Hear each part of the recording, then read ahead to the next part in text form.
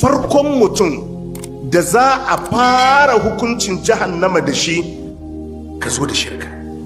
Ɗungurungun addinin asasinsa foundation na musulunci an gina shi ne akan kaɗaita Allah da bauta. Magana ne akan tauhidi. Musulunci kawai maganar tauhidi ne. In aka cire shi babu musulunci. Idan mutum zai karbi kalmar shahada sai a ce ka ce ashhadu Allah ilaha illallah, na shaida ba abin bauta da gaskiya sai Allah. Ai bautar ake so kawai a kaɗaita ta ga Allah. Amma ka shaida ba abin bauta da gaskiya sai Allah, kuma kana da wani malami a gefe mai baka sa'a, ai kana da alloli biyu kenan. Yanzu ka yadda wadda ya yi ka daban, wadda ya yi ma ji daban, ya ma gani daban, wadda za ka bauta daban, wannan kuma shi ma a rayuwarka zai sa hannu. To Allah kuma so yake a bar mishi komai, yudabbirul amra, ya zama shi yake gudanar da kai.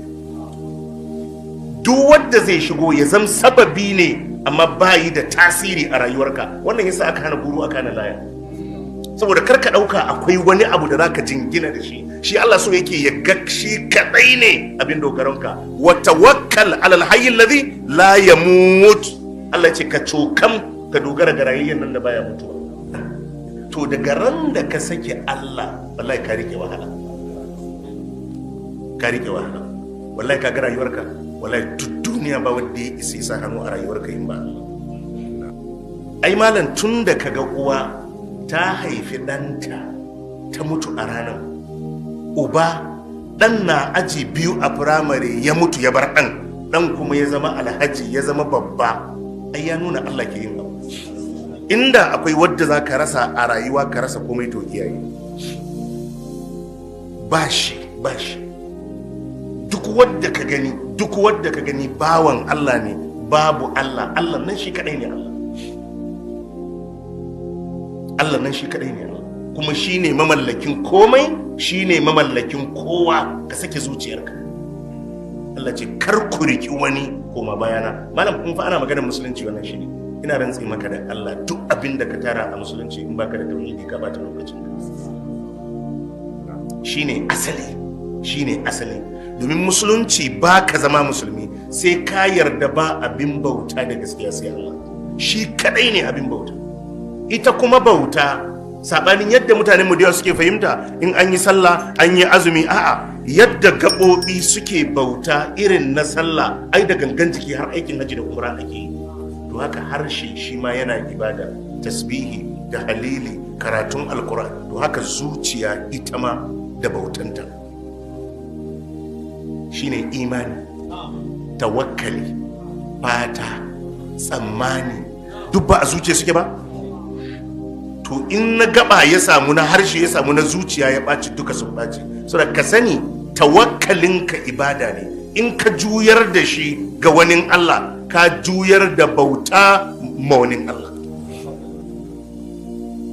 Duk da ka gan mu nan muke rayuwa, masu ka'idar kenan. Allah ya haɗa alaƙa na ‘yan uwantaka na musulunci, zumunci, dangantaka, mu kyautata ma juna, mu yi alaƙa mai kyau, mu faranta ma juna, mu kame daga cutar da juna da sauransu. Iyakan shi kenan man sigir. Amma ba wani wadda wai don ya ƙika wai za ka yi baya, wallahi ba shi. Duk duniya wallahi ba shi. Wai don ya cire hannu a kanka ka koma baya, sai dai in ka muna na zato ma Allah dama. Duk wani wadda yake ji yana da wani mai gida ne, uba ne, duk abin da ya taka yana ganin wani shine yake mishi, to akwai wani a Kano yana da abun da kake da shi, shi kuma bai san mai gidanka ba. A ya nuna ba mai gidanka yake bayarwa. Ka sake zuciyarka, duk abun da ka gani wallahi yana hannun Allah ne.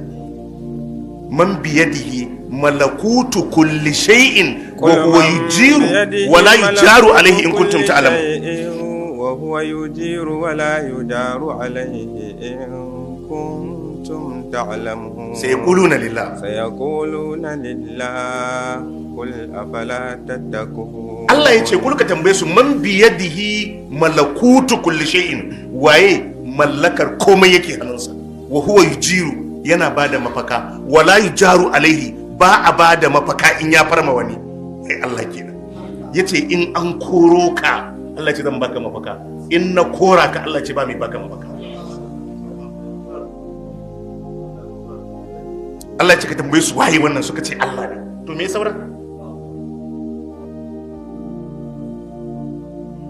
ka tafi ba ni ba kai a shi kenan ka tafi abinka. Man sigir haka abin yake, wallahi haka abin yake, wallahi haka duk ran da ka canza haka a ranka wahalar da kanka kawai da kai. Shi yasa mutanenmu saboda neman abin duniya mutum ya je ta kaskantar da kansa. Alhaji Mustapha ya taɓa mana wani taɗi wani lokaci. Ogan ne a ofis ya ba da kuɗi a saya mishi kati, recharge card da zai sa a wayansa. Shi masinjan da ya je sai ya je ya lodo irin 'yan 200 ko 500 ɗin nan. Haka ogan ya zo ya kusan aihuwansa yana you are very stupid. Yana kai hakuri yalla boy. You are very stupid. Inda Allah ya ga dama da babanka ne masinjan zai yi ko ba zai yi ba. Shi masinjan kan bai da yaya ne? To wani haka kawai in dai Allah ya bashi dama duk wanda ka ganshi bayi da shi ba zagin Allah ya hana shi. Kai kuma da kake da shin ba kiyamul lailin ka ne yasa aka baka ba. Hikima ce kawai ta Allah. A policy nashi akwai masu shi akwai wanda ba su da shi, akwai masu mulki akwai talakawansu, akwai mai gani akwai maras gani, akwai mai ji akwai kurma. Wadda ya fahimci haka zai walakanta wani don yana da shi. To haka ne zaka je ka samu a falon su a zaune kujeru ne ga sunan ta ko ta ina, shi yana kan kujeran abokinsa na kan kujeran, amma in ma sun jin sai shigo bai sai zauna a kujeran ba. Wannan ka dauki duniya da zafi wallahi. Kaga ai shi laifinsa da ba zai zauna akan kujera ba don bayi da shi ne. Iya laifin kenan tunda ba zagin yalla yayi ba zagin matarsa yi ba zagin uwarsa yi ba. Me yasa shi ba zai zauna a kujera a falon oga ba? Saboda shi talaka ne. Iya laifinsa kenan shi talaka ne. Iya laifinsa kenan shi talaka ne. Iya laifinsa kenan. Wata tana nan a gida ita ma hajiya ce, har mata fa suna wannan shegantar. A falonta akwai wacce bata isa ta zo ta zauna akan kujera ba. Me yasa? Saboda mijinta mai hali ne. Ita wannan matar laifinta saboda ita mijinta talaka ne. To ina shine iya laifin. Zagin hajiya ta yi da ta hana ta zama a kujera? Ina da iyakaci don ba su da shi ne. Wani mai kuɗin matarsa za ta zo a ce ba za ta zauna akan kujera ba ne? Ina ita ma wannan talaucin shi ne laifin da ta yi. To wadda ya fahimci rayuwa zai yi haka? Zama akan kujera ne? To haka ne. Wadda bai fahimci Allah ba bai fahimci rayuwa ba, yana samun duniya to sai ya haukace. Haka ne. Allah ya samu dace. To Allah sai ya ba mu annabi Musa alaihi salatu wassalam wa'adi na kwana 30 cewa ya shirya ya kintsa.